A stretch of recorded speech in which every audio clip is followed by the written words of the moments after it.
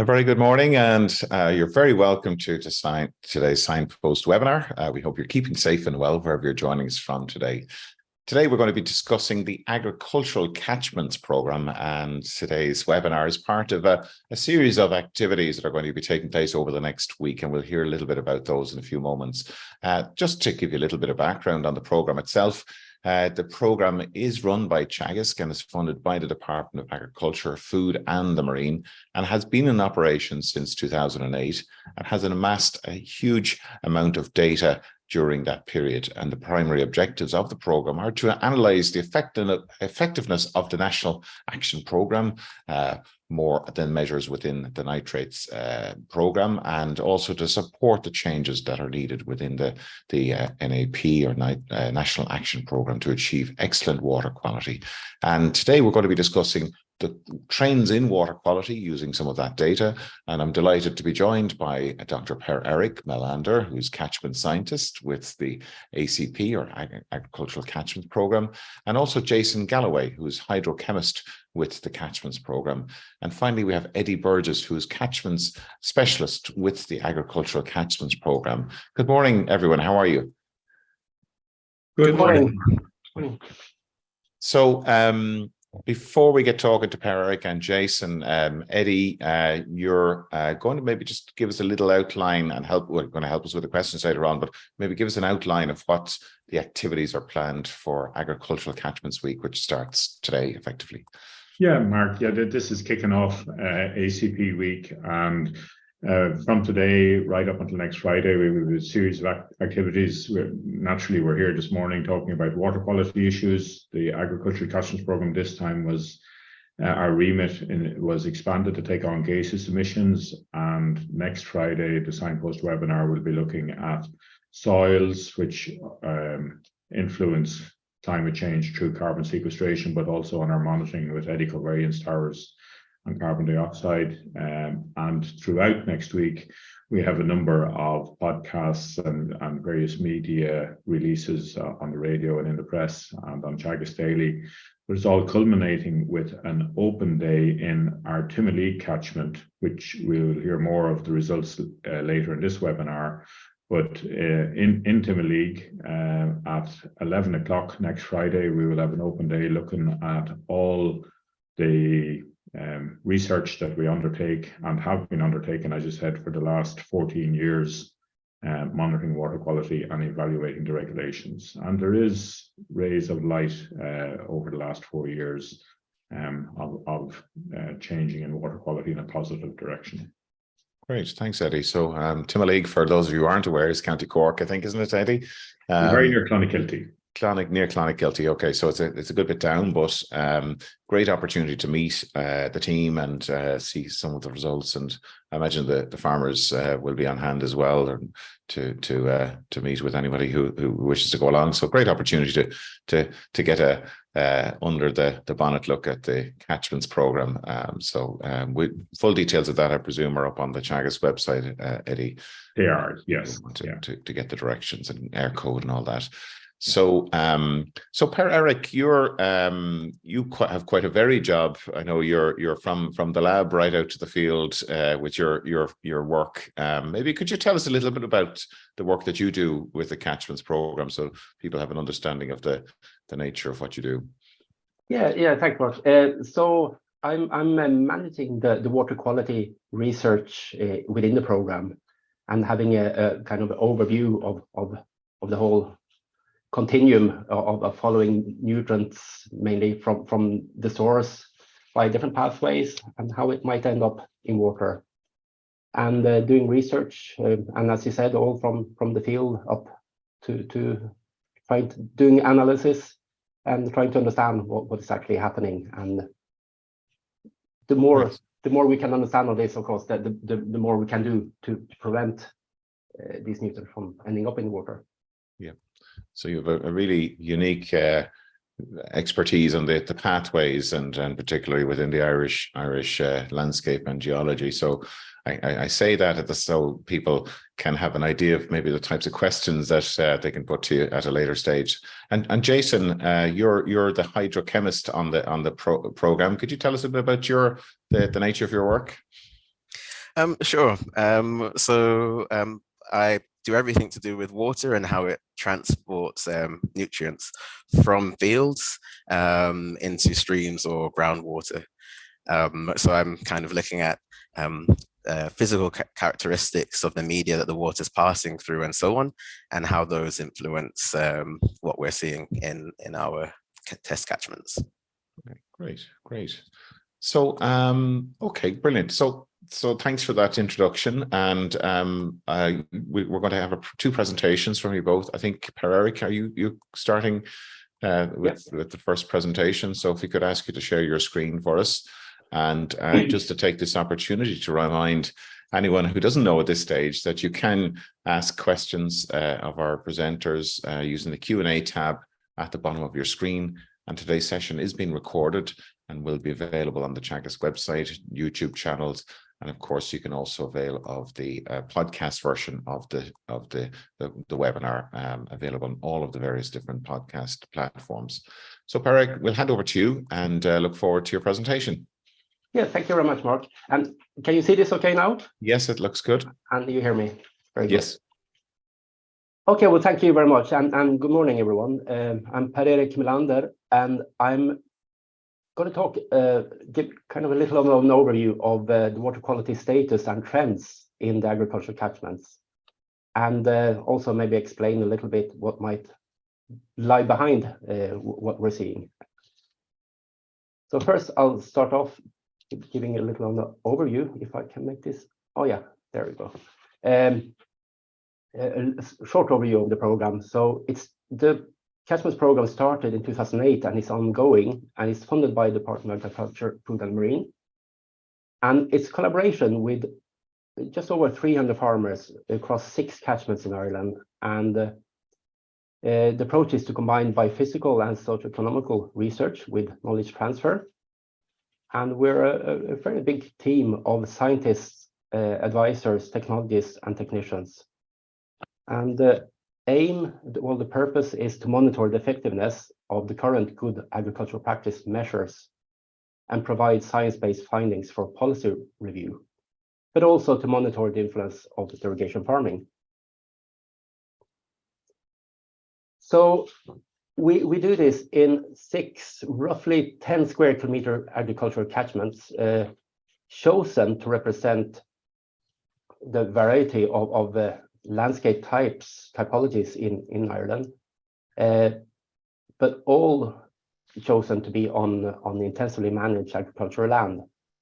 And the sizes of these, the 10 square kilometers, is chosen to be large enough to include the variability of the landscapes and everything in this catchment that I will talk a bit more about later, but yet small enough to be able to detect changes and not being influenced by too long time lags. And we use, a strength of it is that we use the same experimental design in all 6 catchments. So, excuse me, in the outlets, we have high temporal resolution monitoring of both hydrology and water quality parameters. So as you see here in the river outlet in one of the catchments, we monitor nutrient concentration, nitrate N concentration, total phosphorus, total reactive phosphorus, and a few other parameters, concentrations, and also water flow every 10 minutes.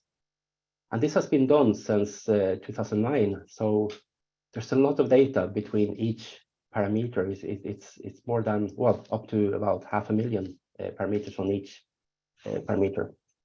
And the reasons for having that is that it captures all. We don't risk skewing the data but by a few sample points. And also it captures low and high flow conditions. And we can, by capturing all, we can detect subtle changes in water quality.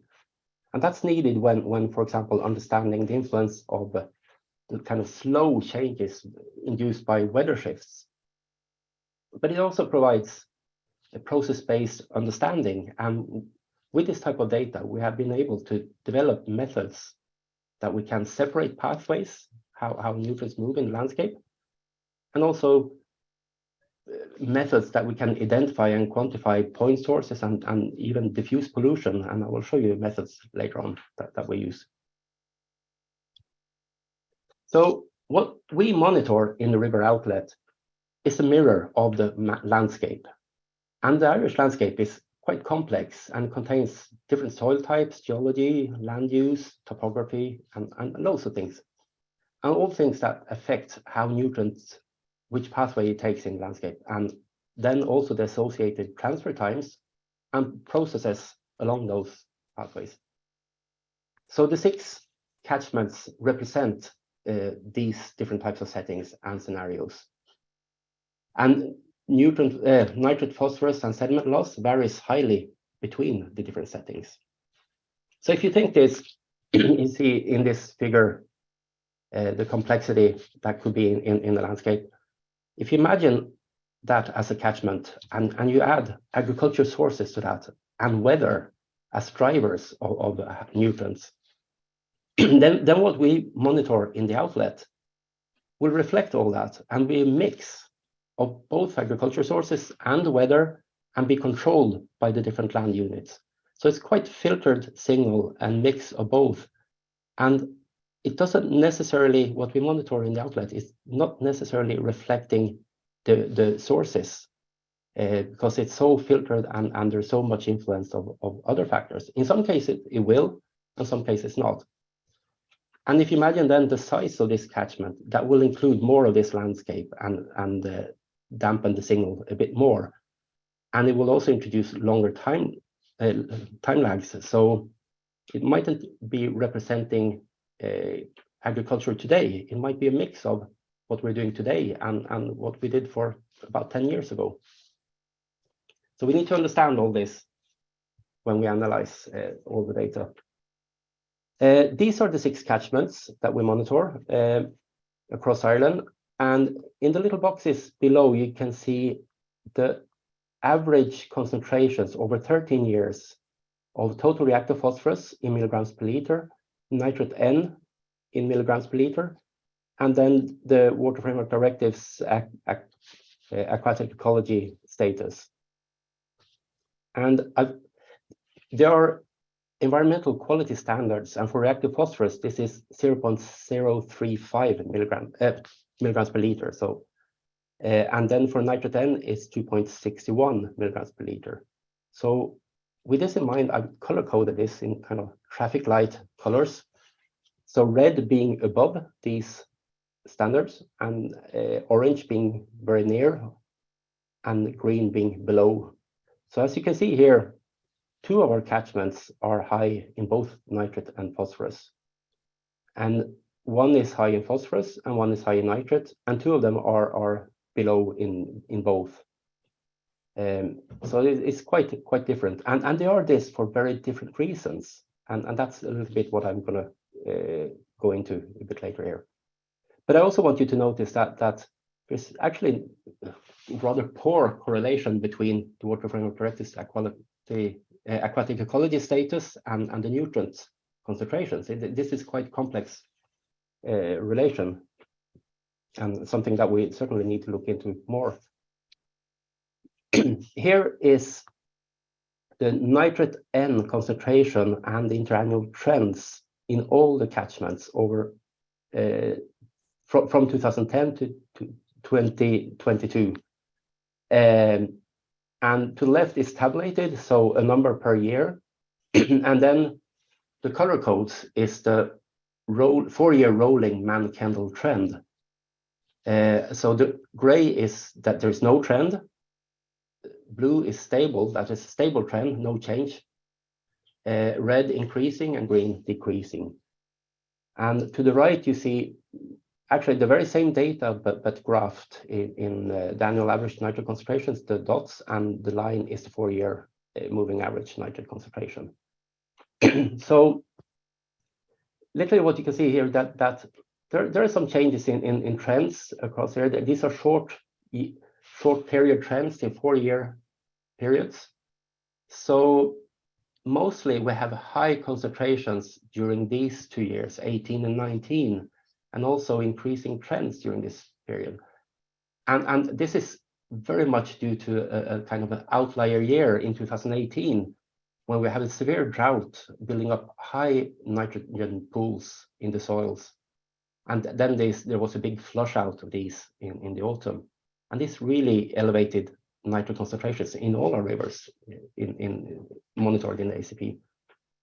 And all the kind of periods looking at trends that ended with these years had an increasing trend. And it really offset the whole picture. And if you then look at now, more recently, we are actually seeing a decreasing trend. And actually in Timo League, as Eddie mentioned before, the concentrations at 2022 is lower than it has been during our period of monitoring. So I won't go into too much now in what is the underlying cause of these trends in nitrates, because I know Jason will be talking shortly on more in detail on nitrate trends and concentrations in subcatchments. So instead, I will actually now move on to looking into factors controlling phosphorus. And some of them, of course, will be very important also for nitrate, but a very important factor is the soil drainage. So what you have here is a graph on total phosphorus loss in the load, in kilos of phosphorus per hectare and month, and the stream flow in millimeters per month for two catchments, one well-drained catchment and one poorly drained catchment. So the well-drained is blue and the poorly drained is red. And these are just very short distance from each other. It's the two Wexford catchments, but you can clearly see that for the same river flow, you have 2.5 times more loss in the poorly drained catchment. And there's no big difference in the amount of sources here. So this is an example of where actually the hydrology can override source pressure, because this catchment with poorly drained soil has a very flashy hydrology and kind of erosive hydrology, and a lot more phosphorus will be carried out in the runoff in this catchment. And you can also see a larger seasonality in this catchment because it responds quicker to shifts in weather. Another factor that's very important is the soil chemistry. And this is a similar type of a paired catchment approach where we look at two mainly groundwater fed catchments. One is aluminium rich, is the Castle catchment in Wexford, and one is iron rich soils. That's the Timo League catchment in Cork. And you see that here is the water soluble phosphorus and Morgan's P phosphorus, and both phosphorus forms complex with both aluminium and iron, but with iron it tends to be more soluble and will easier be leached to surface to groundwater, to shallow groundwater, where it will end up in the river. So other factors, both aluminium and iron, but also calcium, is a controlling factor for both P retention and solubility. And this will influence the phosphorus loss even at the catchment scale. And we see that this iron-rich catchment actually has twice as much phosphorus leaving by below-ground pathways than the aluminium-rich. The proportions are the same, but it's just higher concentrations. Other factors are critical source areas. It's very, very good to know about where these are. There are some areas where phosphorus sources on the surface are directly connected, hydraulically connected to the rivers. And these will contribute a lot more than to the overall phosphorus loss. But they're not only critical areas, it's actually also critical times. So there's some times that are more sensitive to loss. And when looking at doing interannual comparisons and looking at trends of that, you might be missing things then, because sometimes it could be the loss could be just a short season when things are happening. So trends could be in the seasonality rather in the different years. And then also another complexity of looking at trends is that there are critical pathways And when you monitor in a river, you mightn't observe a trend, or you might see a trend, but actually that might be driven by only changes in one pathway or two pathways. It could even be counteracting pathways that makes that you don't detect the trend. So it's very important to be able to separate the pathways, which is also a strength for being able to say where the losses are, but you can also then see where the changes are. And then to know, to be able to identify point sources versus diffuse losses. So these are all ways that facilitates the knowledge for better management and advice. Then we also need to know about weather and the influence that weather has as a driver of nutrient loss. We have the sources, but they wouldn't be lost if there wasn't a mechanism driving this loss. And there are both long-term shifts and short-term extremes. And the first here is an example of the long-term shift. You see a nitrate N concentration on the y-axis. That's annual averages in one catchment. So each dot is a year of 10-minute data composed into one dot. And then you have on the x-axis something that's called North Atlantic Oscillation Index. So that's just one number that illustrates a big weather system over the Atlantic and how that intensifies some years. So if you actually plot these against each other, you see there's a fairly good correlation. And this is quite strong in some catchments and less so in other catchments, and sometimes for nitrate and sometimes for phosphorus. So in this case, this illustrates this kind of long-term changes that might be difficult to detect by looking at short-term monitoring. But then there are also the weather extremes, and this is an example. You see the photo here to the left is surface runoff on actually well-drained soils. But this is in November when the soils were saturated and received excessive rainfall on top of that, and generated huge surface runoff. So if you look in the graph on the right side, you see a big spike, and that's the same period. That's 13th and 14th November 2014. And over those 2 days, this catchment lost more than it does normally over a full year. So it's 106% of annual average loss only over these 2 days. And then you can have drought-induced nitrate loss as another type of weather extreme. I already mentioned that during this big drought we had in 2018, when you build up the nitrate pool, and by poor growth, but also by mineralization and other factors. And then in autumn, when rain comes, this pool is flushed out. And we saw that in all the catchments, and more so in the grass catchments. And an example here in the graph is nitrate N loss in kilos per hectare a month and river flow. And you can see the red dot there, that's in November 2018, just after the drought with the first rains flushed this out.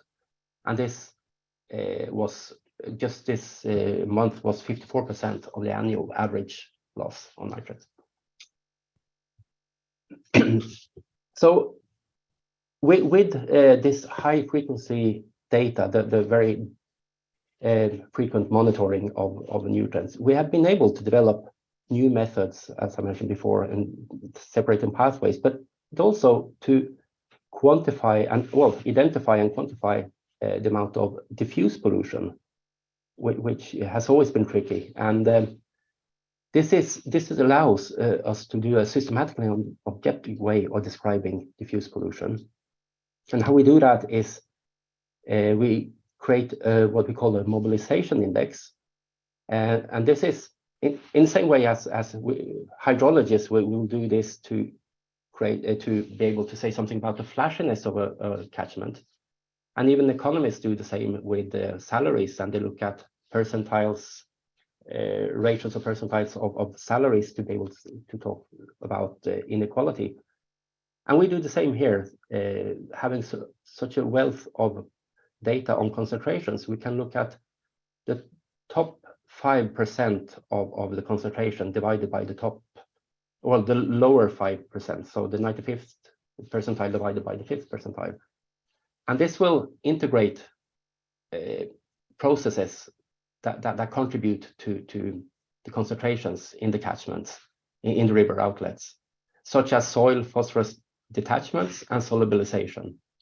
And we can do the same then also with the mass loads, the weight of the phosphorus, and get an indication of the delivery of phosphorus, such as hydrological connections or phosphorus retention. And the reason we want to do this is that they characterize the catchment's phosphorus transfer, but also we can analyze the stability or even look at trends in this. And also it allows us to analyze transfer processes for model scenarios, so we can look into the future, what might be happening. And I'll just quickly give you an example of that before I wrap up.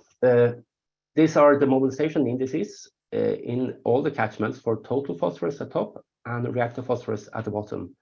And they're ranked from the highest mobilizations to the lowest. And this matches our conceptual understanding of these catchments very well, with a higher mobilization in the groundwater fed catchments and lower in the surface driven. And then this is the same for the delivery index, with a higher in the flashier catchments and lower in the more groundwater fed catchments. And then we can also look at the trends in these, and literally you can see that some catchments have been quite stable, and some have gone up and some have gone down. And this allows us to really understand what might be happening in these catchments. And I'll give you now an example of how this practically can be used. Using what we call the phosphorus transfer continuum, where we follow the phosphorus at all stages from the sources via this transfer to delivery and impact. We have an idea already of the sources, and we have that in stocking rates. But so this is in kilos organic phosphorus per hectare in all the catchments. What's supplied there, and these are color coded. Again, red for being excessive and green for being low.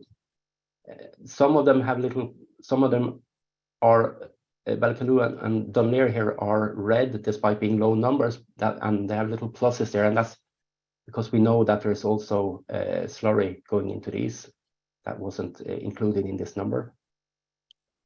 Then we have mobilization index that we calculated, and again, some are high and some are lower. It's the traffic light color code again, and then the delivery. So this is also calculated from this index. And then we have the impact. That's what we monitor in the outlet. So now this is where it gets interesting, because now we can see what might be the risk. So if we take, for example, these two catchments, Cordoff and Craigdoff, they both have low, well, they actually both have high sources, both red there, and then the impact is low yet. And now we can understand why, because neither of them have high mobilization and delivery risk. So it doesn't matter if the sources are that high in these catchments. But we still have to be aware that processes might change in the catchment. That's why the trends are important, and to understand the catchments. So if any of these mobilization and delivery processes will increase there, then we're in trouble. Then the impact might increase there. Well, Casodockerel is kind of the opposite. It has low sources, but it has high mobilization. But since it hasn't had much sources, it doesn't matter that much phosphorus is mobilized, so the impact becomes low.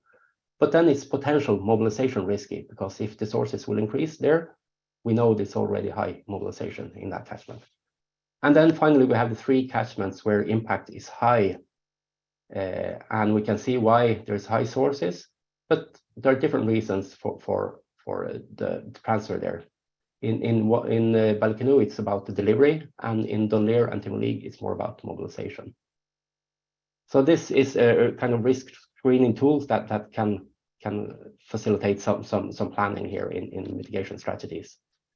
So I'd just like to summarize this now, that the Catchments Programme is building a robust scientific understanding on the factors affecting nutrient loss And these are, as I mentioned, critical areas, critical times, and critical pathways.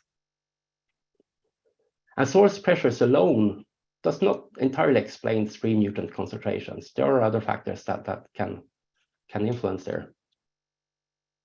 Physical and chemical factors and weather influence nutrient loss. And then measures need time to be adopted and implemented on farms to deliver a positive impact on water quality. And then finally, we have this new P-index method that can be used as a risk screening tool. So with that, I'd like to thank you very much, and I'm open for some questions.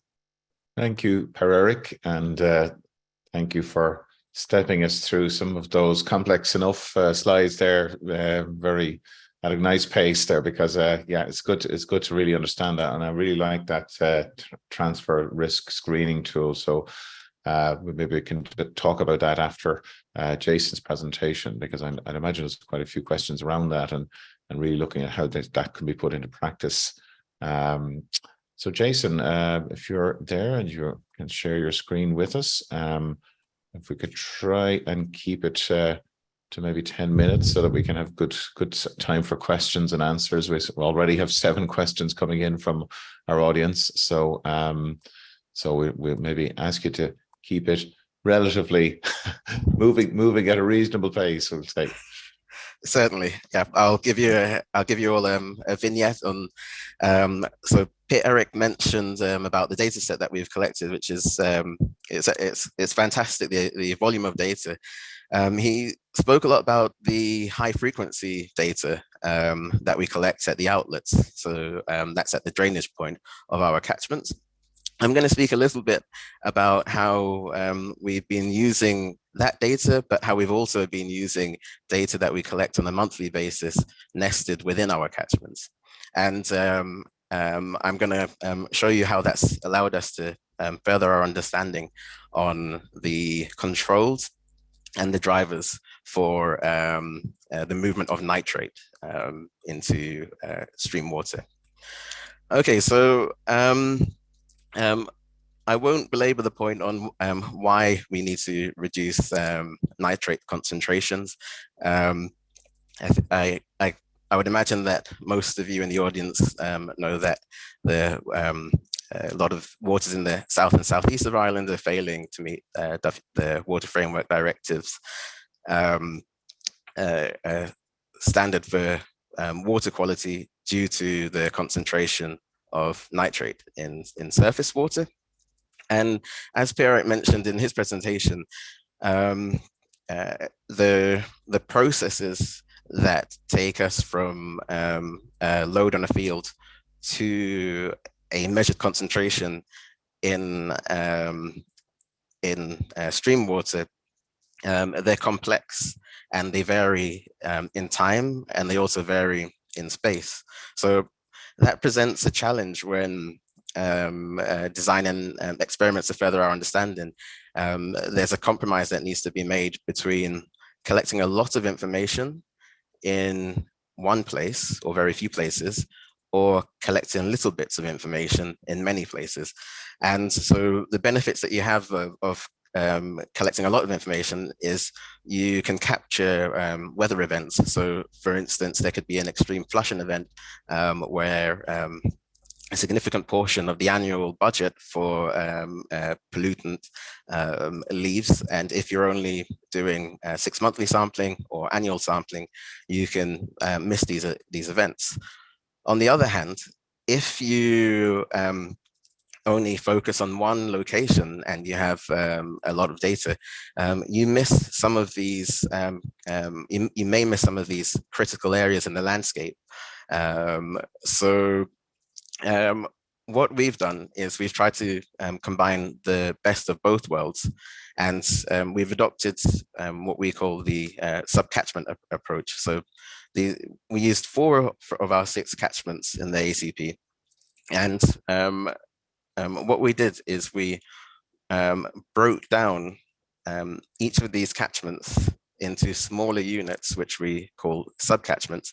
And the way that we define the boundary for these sub-catchments is by water drainage. So each of these yellow circles along this blue river channel, that's a sampling point where each month we took a water sample and then analyzed that for NP and a whole host of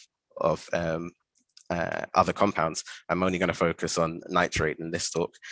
And so these subcatchments, they go all the way down the stream river. They're nested within one another, meaning that subcatchment 5 contains 6 as well as 5, and 4 contains 5 and 6, and so on and so forth, with the exception of tributaries. So if there's a tributary, then that's not necessarily nested in within these other subcatchments on the main channel, but they will all be nested within the entire catchment, which we also considered in our analysis. Okay, so in each of these subcatchment, in each of these subcatchment units, we collected data to represent processes that we know are key drivers or controls on the movement and the cycling of nitrogen to nitrate, and then its subsequent transport to surface water. So we collected information on land use. So was what was the proportion of land in arable versus land in grassland. We collected information on farming intensity. So for livestock, their stocking rate, and for arable, we assumed mineral fertilizer application of 130 kilograms per hectare. And we also collected information on the prevailing soil drainage characteristics in each of those subcatchments. And finally, we also combined that with the North Atlantic Oscillation Index, which is a climate indicator, which Per-Erik mentioned in his presentation. Basically, what that indicator tells you is how extreme is our weather conditions in a particular area for that period of time. So it's giving you an indication of extreme dry weather or extreme wet weather, just anything that is atypical. Okay, so once we had compiled this data set, we used some statistical analysis to kind of bring everything together and analyze it, so that we could glean some understanding as to which drivers and controls are more important, and also how, when, where, and why. So I'm going to take a little step backwards, and so these two figures, they're at the top here is the farming intensity. That's the source loading or the stocking rate in the Dunleer catchment, and at the bottom is still the Dunleer catchment. That's the stream water nitrate concentrations.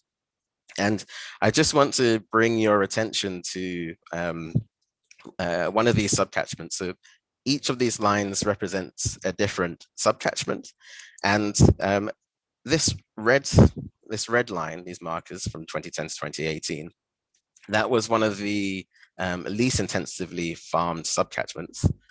However, it had consistently the highest stream water nitrate concentration. So this isn't always the case, but this is the type of thing that you can see when you break down a catchment to smaller units. And the good thing and the useful thing about doing that is you can compare like for like. So if you were comparing one catchment to a different catchment and you saw something like this, you might wonder, is there something different that I didn't record in for instance, local practices, local farming practices that's influencing why we're seeing this. But if you're looking within the same catchment, you can be more confident that many things are similar. Okay, so to stay with Dunleer, so to dig a little deeper and understand, so there's quite a widespread in source load-ins in the different subcatchments, and also quite a widespread in the stream water nitrate concentrations. And one of the key reasons for this is, so using our statistical analysis, we examined the impact of the percentage of freely draining soils within a subcatchment, and asked the question using this method: if you change the percentage of freely draining soil, how would you expect your stream water nitrate concentration to change? That's what this figure over here is showing at the bottom right.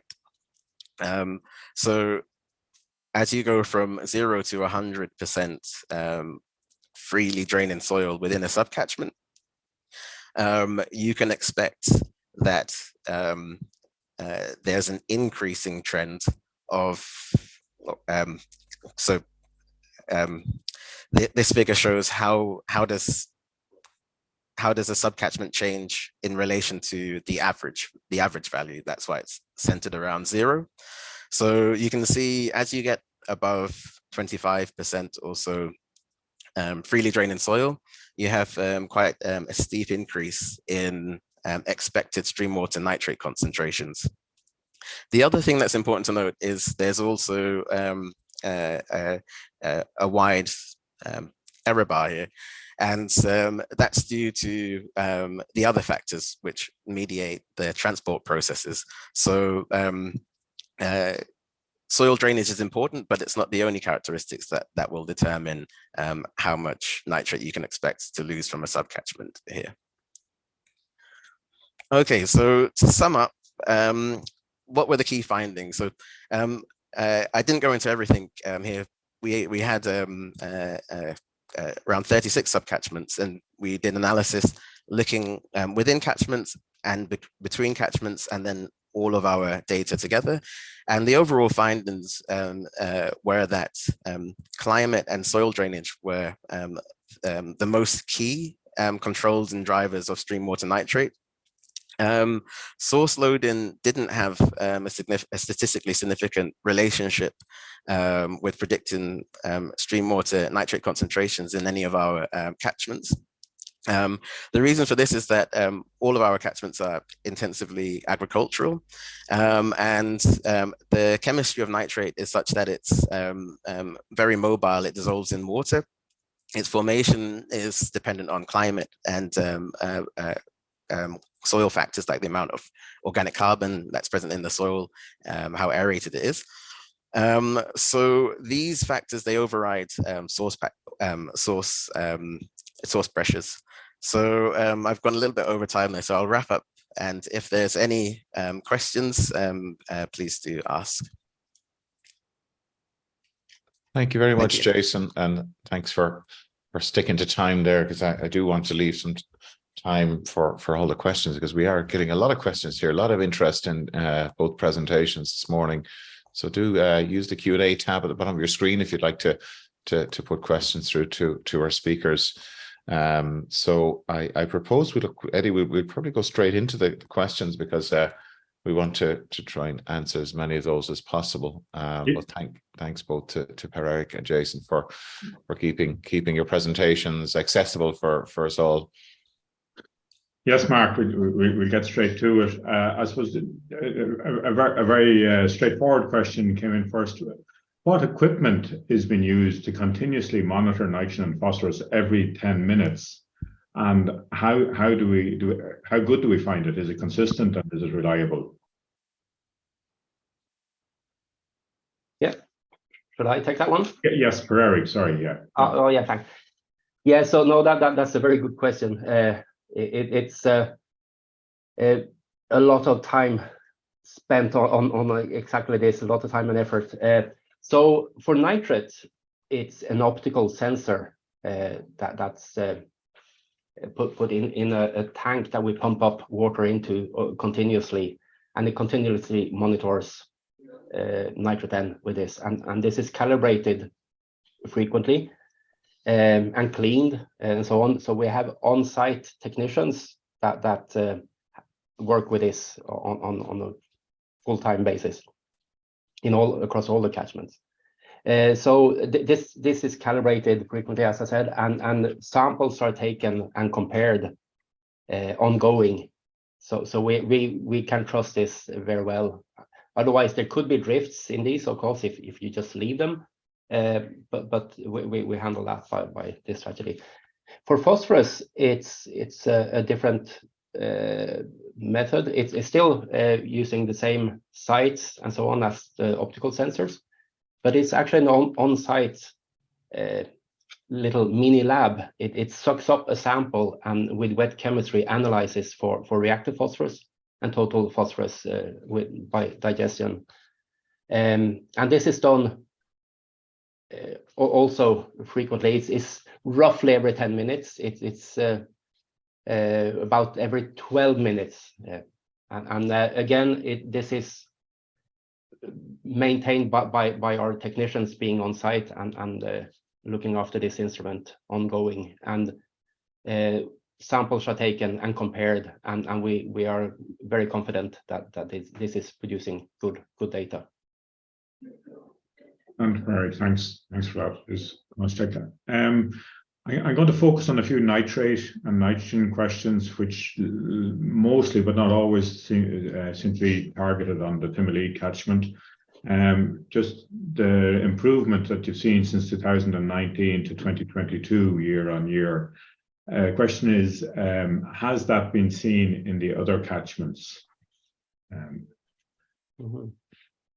With nitrate,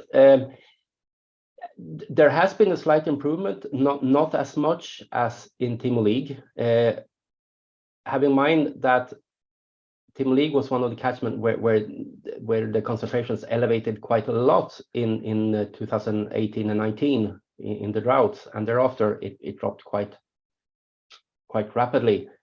And as both myself and Jason have talked about, the catchment responds very differently. So I think we need longer time to evaluate that and why is the cause of the drop and why it doesn't drop as much in all the catchments, and it's a bit different in different catchments. But also I know that the advice has been it has been really afterwards. After 2018 we learned a lot from that, and the advice had been considering this situation. So I think that has improved, but then also the fact that could I pick up on that slide that you presented with the transfer risk screening tool? You showed a different, I think it was organic P concentrations. How does that relate to the index system? If you were to run the indices alongside, what sort of relationship is there? Sorry, which index system with a phosphorus index? In the soils, or Yes. or you mean in this transfer index? This transfer tool you talked about, I think was the one on top was 20 kilograms per hectare. Yes. What was that? How does that? If we were to look at developing that further, that risk tool. And combining your concentrations with your pathways and your receptor, how would you see that relating to the index system that's in place? Okay, well, first of all, it's kind of early days. We're developing this, and it's looking very promising, but it's developed from this high frequency monitoring in the outlet, which of course is quite unique, and we don't expect all catchments to have this type of equipment. But there's a very good correlation between this and the hydrology in the catchments. So we can, by understanding base flow in the catchment, we can understand mobilization, and by understanding the flashiness in the catchment, the peaks and so on, we can understand the delivery.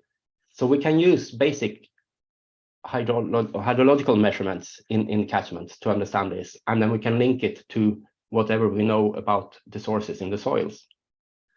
That is where we're kind of aiming this in the future, so we can be able to use this more frequent, and we can use it in modeling when we model future scenarios, so both agriculture and weather, climate change. We can see what processes might be changing in the future and what we need to be look out for. I think the key message is that every landscape, or almost nearly every field, has its own characteristics, and the management has to reflect that. Yes. Yeah. Okay, Eddie, sorry for disturbing you on the questions now. I'm conscious we have 8 minutes left, so maybe just for Per-Erik and Jason to keep the responses as concise if you can.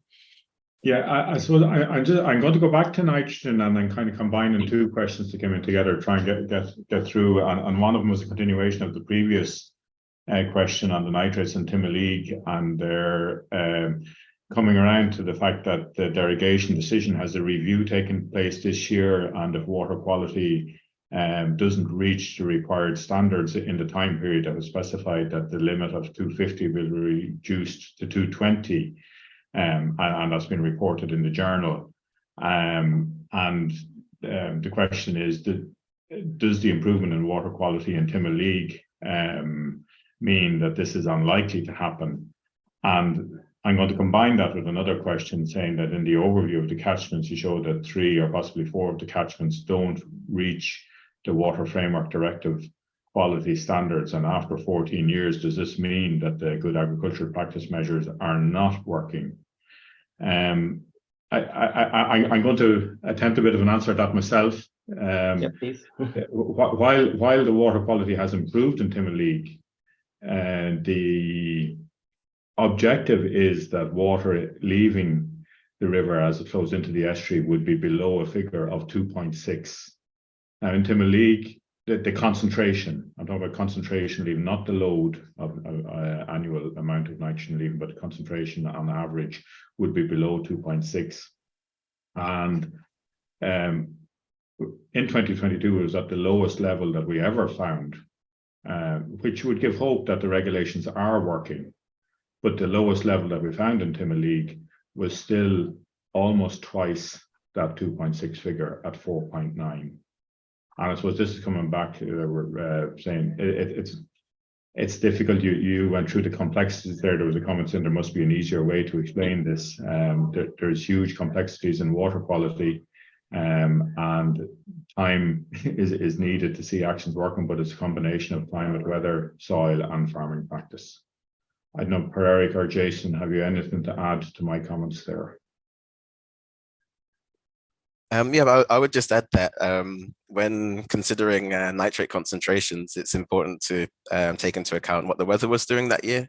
So as Per-Erik had in his slide showing the impact of the drought in 2018, if for instance, you took 2018 as a baseline, every subsequent year would seem to be improving. And likewise, if you took a baseline a few years before 2018, it would look like things are moving in the wrong direction.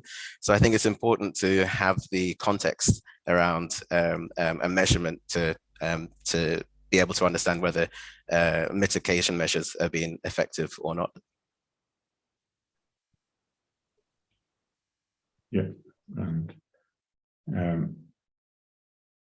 a very simple question and just answer no is any survey from forestry planted on the areas and its impact on water quality.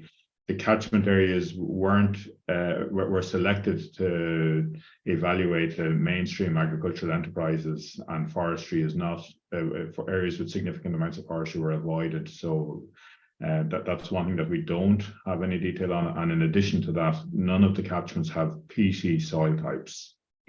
So we're on mainstream agricultural enterprises on mineral soil types, and they're quite small, as Per-Erik said, around 1,000 hectares. Mark, have you any to follow in there while I read a few more?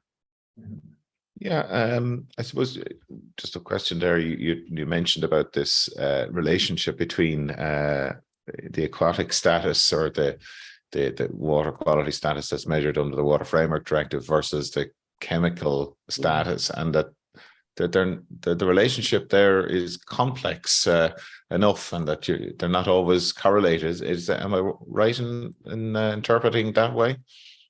Yeah, I think that's a good interpretation of that, right? Yeah. So what does that tell us then about? I mean, we need to. How important is the chemical status then? If really what the measure is the broader aquatic status?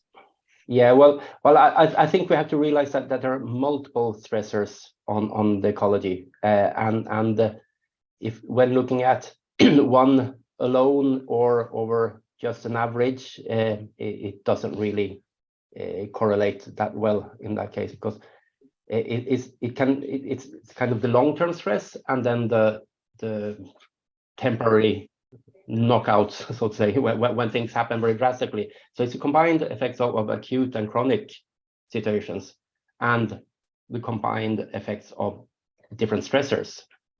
And there have been studies indicating that sediment is probably what sediment and hydromorphology itself is what's influencing most in our catchments. But of course, nitrogen and phosphorus also plays a role in it. But then again, it's a combination of all these, and that's why it's difficult to see a clear link. And then we shouldn't forget that there are other stressors. There's pesticides and pharmaceuticals and all sorts of things, and we all need to combine all of this. Mm-hmm. Mm-hmm. Yeah, you mentioned pharmaceuticals. That's an area that I think there's a lot more investigation to be done there, and maybe an area that we could discuss on one of our webinars in the future. Eddie, we've time for the last couple of questions there. If you want to, there's a couple of comparisons being made by our analysis and that's undertaken by the EPA and the frequency of monitoring undertaken by the EPA in their Water Quality of Ireland report. I was wondering, do the Agricultural Catchments Programme, do our 6 catchments feed into the national reporting? And I suppose no is the answer to that. We don't. We work very closely with the farmers in the catchments, and we have a good relationship with them, and we're carrying out research at their goodwill. And it was decided at the outset that we wouldn't feed into the national report, but we do compare our figures, and we have a modeler working with our programme, and we combine our high resolution monitoring with the figures of the national data set. And we do fit in. Our results do fit in with the spread of results that the EPA are showing there. You can kind of see where our catchments would fit in the spread of the results that they're coming. Ours are smaller than the EPA's, and a lot of people might say that our results contrast with the EPA, but they don't. We do fit in, but we don't have. The EPA report on almost 5,000 water bodies nationally between groundwater, rivers, lakes, estuaries, and the sea. So in the rivers, I think there's around 3,000 river water bodies included in that report, and our results would fit in with those. Okay, thank you, Eddie. We're just up on 10:30, so just want to say a big thank you to Per-Erik and Jason for your presentations. Clear there's a huge amount of work going on in the Catchments Programme, and just the vastness of the data that's been collected is really hard to get your head around. So it's wonderful to have this data set, and obviously this whole area is a complex area, but I think you've drawn out some very nice conclusions there, and obviously there's good work going there, and actually into trying to produce practical guidance there for farmers and landowners and how best to manage land. I think the work that's been done on the PIP maps, these risk maps, has been really important work to be able to identify riskier areas. So it's really about building on that work over time. So thank you so much for your presentations, and the presentations, as I said earlier on, will be uploaded to the Teagasc website, And we're going to continue next Friday with our look at the Agricultural Catchments Programme. We'll be joined by Dr. Bridget Lynch and Onion Zurovec from the ACP program, and they're going to be talking about the gaseous emissions and soil science aspects of the catchments program. So until next Friday, do keep an eye out for all the different activities that are taking place as part of Agricultural Catchments Week next week. I've sent a link through the chat there, and I want to say a special thanks to Yvonne Maher and Andy Boland and Pat Murphy for their work in the background in developing and continuing the excellent series of speakers that we have from a week-to-week basis. So until next week, we will talk to you then, and have a good weekend.